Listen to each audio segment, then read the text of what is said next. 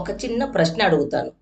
ఇక్కడ ఉన్న వాళ్ళలో ఉదయం లేచిన వెంటనే మొదట చూసేది దేవుడు ఫోటోనా?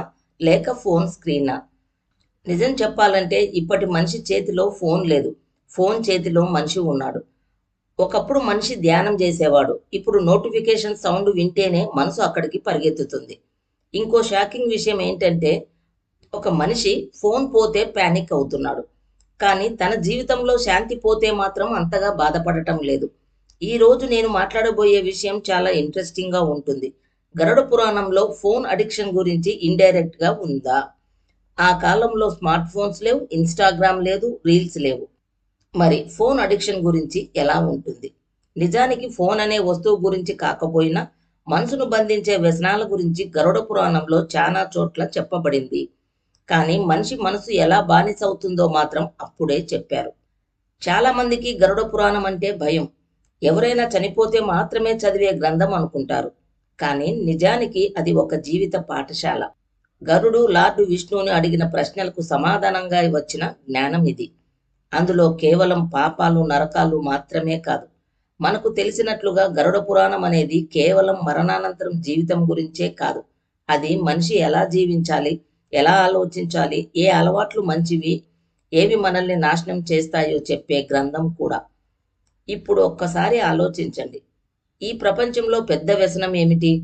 మద్యం కాదు, సిగరెట్ కాదు, ఫోన్. ఫోన్ అడిక్షన్ అంటే రోజంతా ఫోన్ యూజ్ చేయడం మాత్రమే కాదు.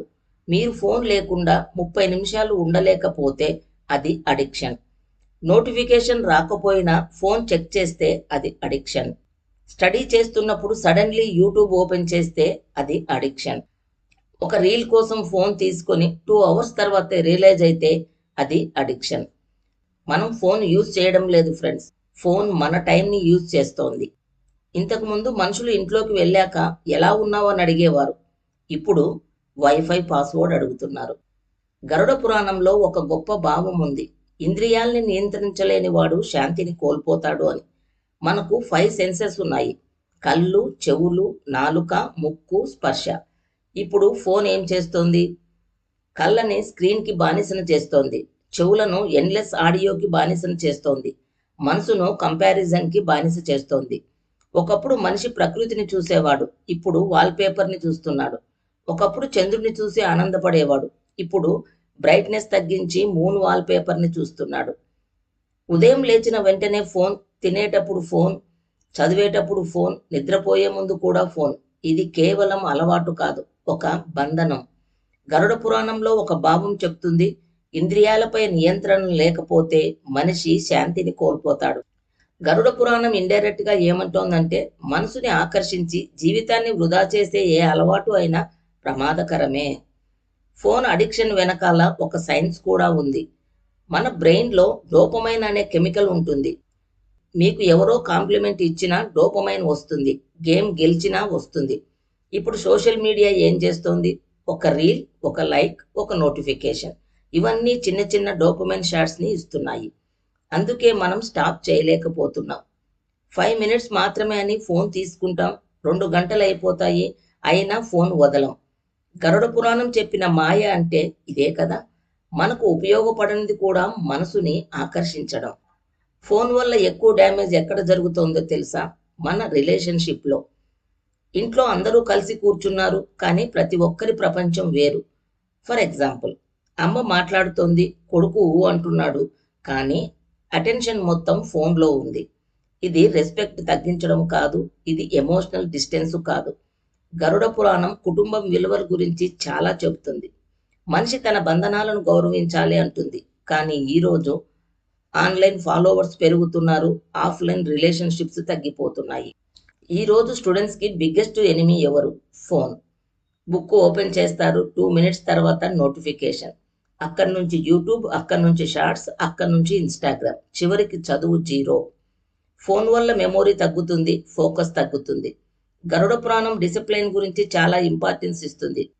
ఎందుకంటే డిసిప్లిన్ లేకపోతే మనిషి తన ఫ్యూచర్‌ని తానే డిస్ట్రాయ్ చేసుకుంటాడు. ఫోన్ అడిక్షన్ వల్ల డిప్రెషన్, యాంగ్జైటీ కూడా పెరుగుతున్నాయి. ఎందుకంటే సోషల్ మీడియాలో అందరూ హ్యాపీగా కనిపిస్తారు. మన జీవితం వాళ్ళతో కంపేర్ చేస్తూ మనం బాధపడతాం. కానీ వాళ్ళు చూపేది హైలైట్స్ మాత్రమే, రియల్ లైఫ్ కాదు. గరుడ పురాణం ఒక గొప్ప విషయం చెబుతుంది. అత్యాశ, అసూయ, పోలికలు మనశ్శాంతిని నాశనం చేస్తాయి.